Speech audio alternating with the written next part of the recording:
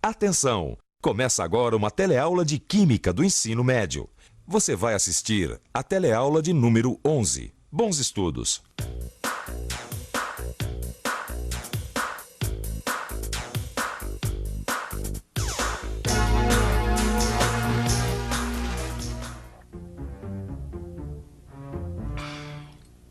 Olha só que maravilha!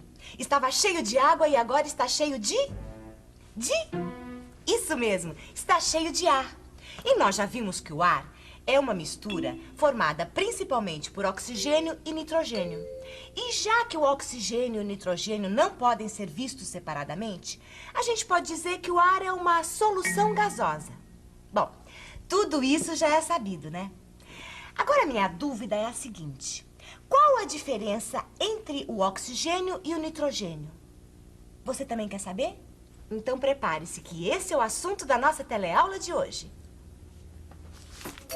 Hoje você vai aprender por que o problema da poluição do ar é bem complicado. Vai saber o que são as propriedades da matéria.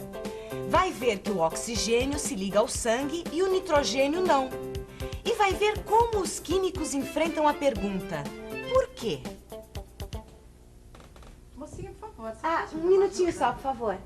Eu tô sozinha assim. O Clóvis está lá onde a Ana Rita trabalha, naquela firma que produz gases. Vem novidade por aí. Nossa teleaula tá começando. Pois não?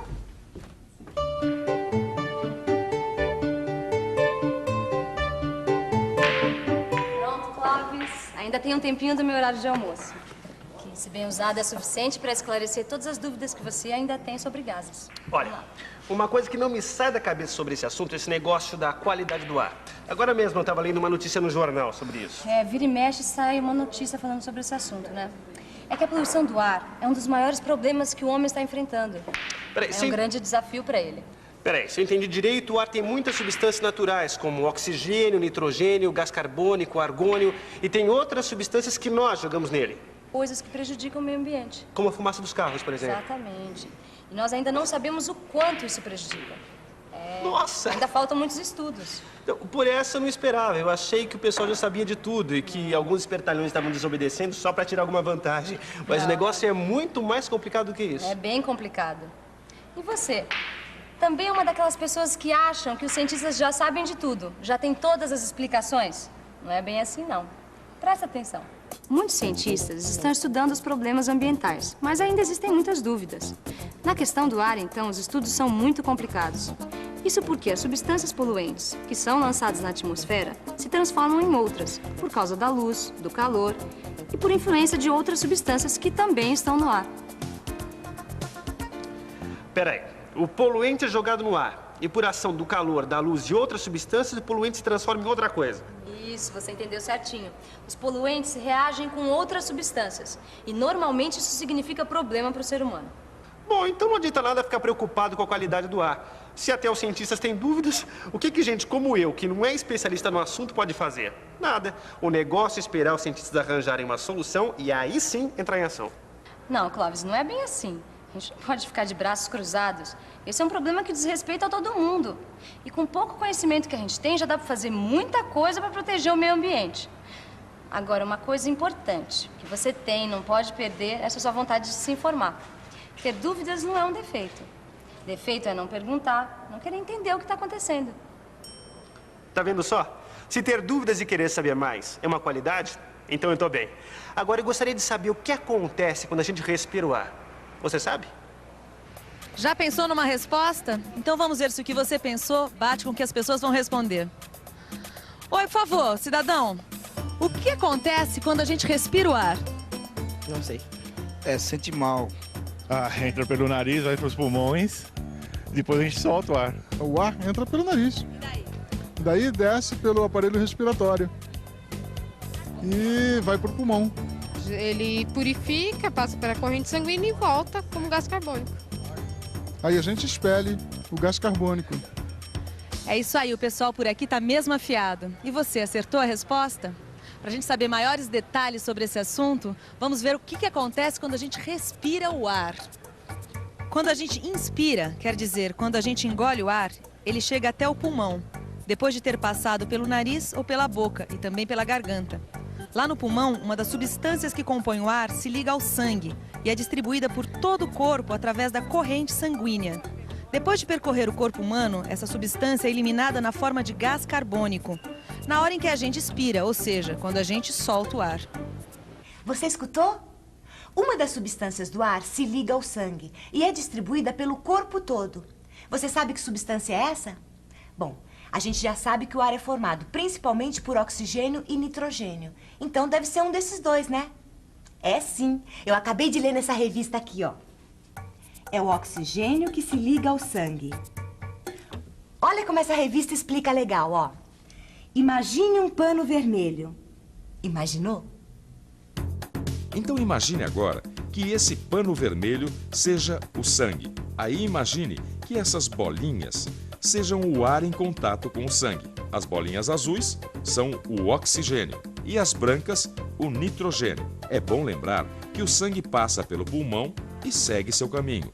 Veja só, algumas bolinhas azuis se ligam ao sangue e seguem adiante com ele, enquanto que as brancas continuam livres. Quer dizer, o oxigênio se liga ao sangue e o nitrogênio não.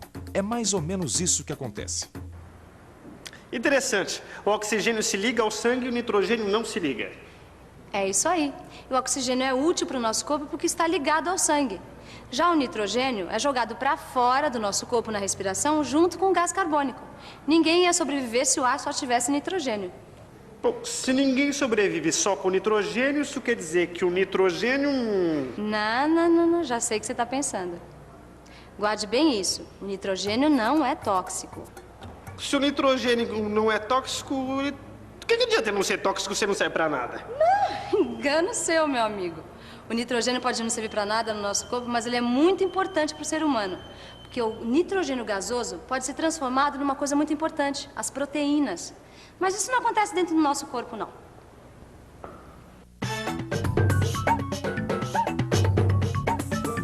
Proteína. Classe de compostos orgânicos de carbono, nitrogênio, oxigênio e hidrogênio, que constituem o principal componente dos organismos vivos. Essa é boa, hein? Então a gente pode dizer que o nitrogênio é sinônimo de vida. Mas olha só que coisa interessante que eu vi aqui nessa revista. Aqui está dizendo que a gente pode descrever alguma substância ou matéria por alguma das suas características. Escuta só. As características de uma matéria nos permitem perceber a diferença entre as diversas matérias. Os químicos chamam essas características de propriedades da matéria. Qualquer pessoa conhece, por exemplo, algumas propriedades da água. Ela é um líquido incolor, não tem cheiro nem sabor. Quando aquecida, a água ferve e quando resfriada, congela. A gente sabe também que a água dissolve o sal. Pô, tô bem de química, porque essas propriedades da água eu já sabia todas. Ou será que um químico olha as propriedades da matéria de um jeito diferente? Bom, o modo como o químico se preocupa com a matéria é parecido com o de uma pessoa comum. A diferença está no grau de interesse. O químico faz observações mais cuidadosas, chegando a medir as propriedades. Por exemplo, o químico sabe que a água ferve a 100 graus Celsius e que ela congela a 0 graus. Sabe também que em 100 mililitros de água é possível dissolver 35,4 gramas de sal. Qualquer pessoa sabe que o álcool é inflamável, mas o químico sabe a temperatura em que o álcool pega fogo.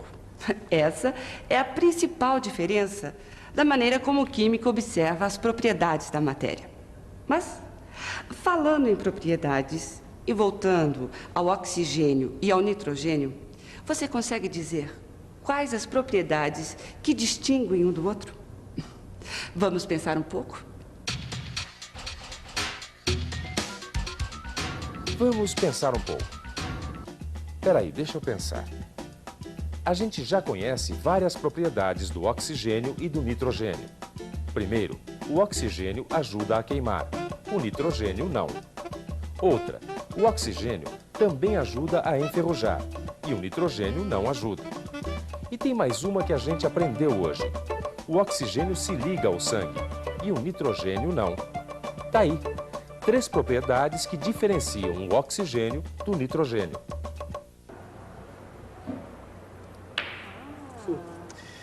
Isso quer dizer que o oxigênio é mais forte que o nitrogênio. Como assim mais forte? Ora, o oxigênio ajuda a queimar, enferruja o ferro, ainda por cima se liga ao sangue, isso não é força? Bom, a química explica isso de uma maneira mais fácil de entender, mas não tem a ver com força, não. É o seguinte, o nitrogênio é mais estável, o que quer dizer que o nitrogênio não reage com qualquer coisa. Ah, já o oxigênio reage com o primeiro que aparece. Mais ou menos isso. A gente pode dizer que o oxigênio tem mais atividade. Esse problema na qualidade do ar é mesmo um problema sério. Agora, se eu perguntar para você, qual queima, o oxigênio ou o nitrogênio? Ou qual ajuda a ferrugem, ou ainda qual se liga ao sangue? Você já sabe responder. Agora, se eu perguntar para você, por quê?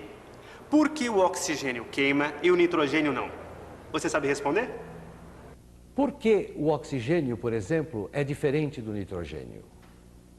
O cientista, quando se depara com a pergunta por quê, ele procura sempre dar uma explicação. O cientista não se contenta em saber apenas sobre as diferenças entre os materiais. Ele precisa saber por quê. E a explicação não pode ser sem pé nem cabeça. Ela tem que ter lógica. Se a explicação der conta da maioria dos fenômenos observados, ela se chama teoria. Isso mesmo, você entendeu, não é? Quando os cientistas se veem diante de um porquê, eles elaboram uma teoria. E veem se essa teoria funciona ou não na prática. Mas antes de você praticar os seus conhecimentos, que tal a gente rever o que foi aprendido hoje? E atenção, se liga aí que é hora da revisão.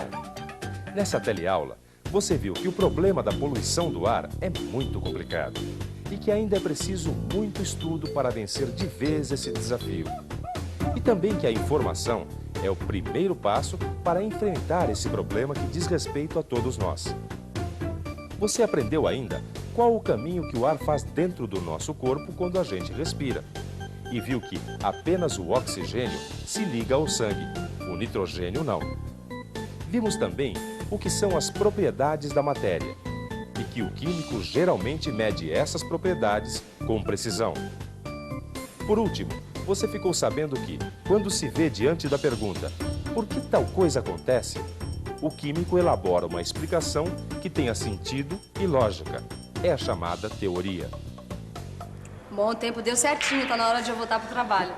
Aproveitar bem o tempo é uma maneira de tornar a nossa vida mais produtiva. E se você quiser aumentar a produtividade da sua aprendizagem, eu tenho uma ótima dica. Isso mesmo, estudar o seu livro de química. Nele você vai encontrar um monte de informações que vai ajudar você nessa história de criar uma explicação. Bons estudos e até a próxima.